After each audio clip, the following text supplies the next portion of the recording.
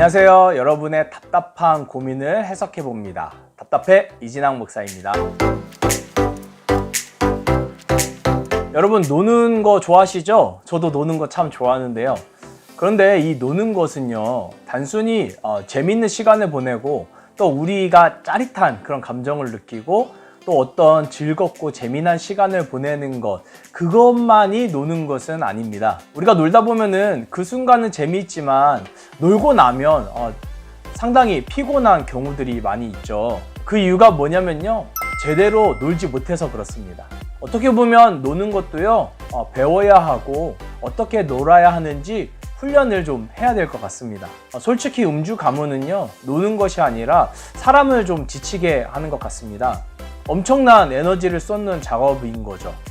술을 먹을 때 말을 많이 하잖아요. 말을 많이 하면은 힘들 수밖에 없습니다. 또 술 기운 때문에 크게 웃고 또 울고 그런 과한 에너지를 발산을 하면 지칠 수밖에 없는 거죠. 그래서 술자리나 또 음주 가문은 노는 거라기보다는 오히려 노동에 가까운 것 같아요. 그러면 우리는요, 무의식적으로 우리의 육체가 지칠 수밖에 없고 정신적으로도 탈진을 할 수밖에 없습니다. 자, 그러면 여러분, 어떤 게 잘 노는 것일까요? 소비적으로 노는 것이 아니라 생산적으로 노는 방법이 있을까요? 건강하게 노는 방법, 그것이 무엇일까요?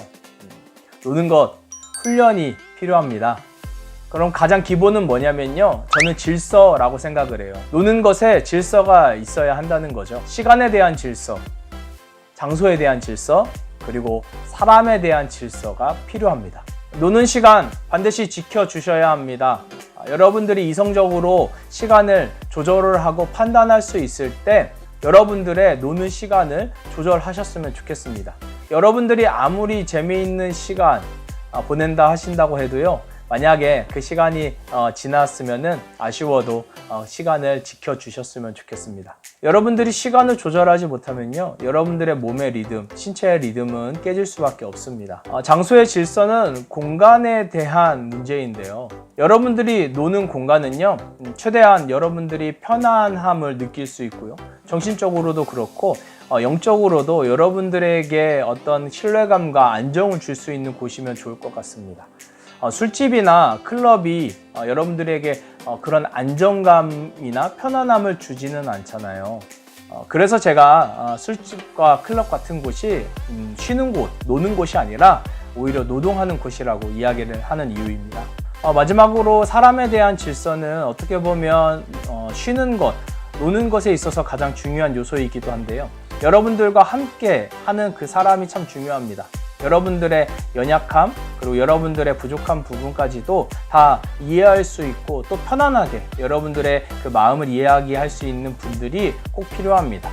이것은 신뢰감에 기반을 하는데요, 여러분들이 마음껏 놀 수 있고 구체적으로 정신적으로 영적으로 릴렉스를 충분히 할 수 있는 그런 분들과의 만남이 참 중요합니다. 소개팅처럼 누구를 처음 만난다거나 어떤 사람을 소개받는 자리가 불편하고 또 지치는 이유가 바로 이런 것에 있습니다.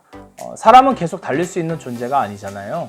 노는 것의 의미는요, 우리 일상의 고됨과 번잡함을 환기시키는 통로입니다. 사람을 만나고 놀면서 우리가 일상에서 가지고 있던 그런 번잡함과 일상의 그런 고됨을요, 새로운 에너지로 전환을 시키는 그런 중요한 통로가 될 수 있습니다.